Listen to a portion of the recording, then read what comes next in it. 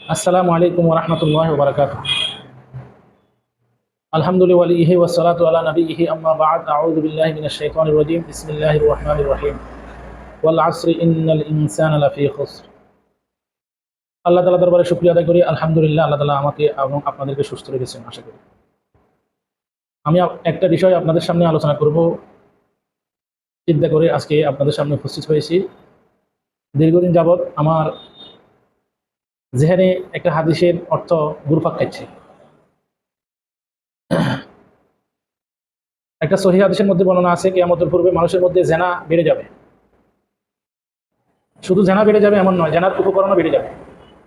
জেনা, ব্যভিচার, অপকর্ম, অবৈধ সম্পর্ক, এই সমস্ত জিনিসগুলো বেড়ে যাওয়ার যে উপকরণগুলো আছে এগুলো একেবারে সহজ হয়ে যাবে। হাদিসের মধ্যে আছে কিয়ামতের পূর্বে মানুষ অপকর্ম করবে, নারী পুরুষ অপকর্ম করবে। একজন মানুষ আসি বলবে, তোমরা এই কাজটা প্রকাশ্য কেন করতেছো, গোপনে করতে পারো। ওই যুগে ওই ব্যক্তির সবসাথে বুজুর্গ। হাদিসের মধ্যে আছে কিয়ামতের পূর্বে মানুষের ঈমান বাঁচানো এত কঠিন হয়ে যাবে, যেমন জ্বলন্ত কয়লা আগুনের ভিতর রাখাটা কঠিন। কিয়ামতের পূর্বে জেনার উপদ্রব বেড়ে যাবে, অবৈধ সম্পর্কের উপদ্রব বেড়ে যাবে। অবৈধভাবে মানুষ যৌন চাহিদা পূরণ করার চেষ্টা করবে। একটা হাদিসের মধ্যে আছে এত পরিমাণে জেনার ব্যভিচার হবে, ব্যভিচার বিস্তার লাভ করবে, মানুষ পশু পাখিদের সাথে, পশুর সাথে নিজের যৌন চাহিদা মেটানোর চেষ্টা করবে। আল্লাহ তাআলা আমাদেরকে হেফাজত করেন, নাউযু বিল্লাহি মিন যালিক।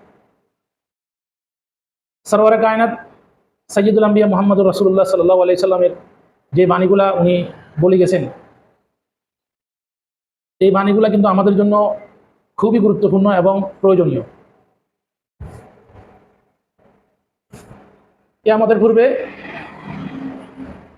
জেনা ব্যভিচার বেড়ে যাবে, জেনা ব্যভিচারের উপকরণগুলোও সহজ হয়ে যাবে।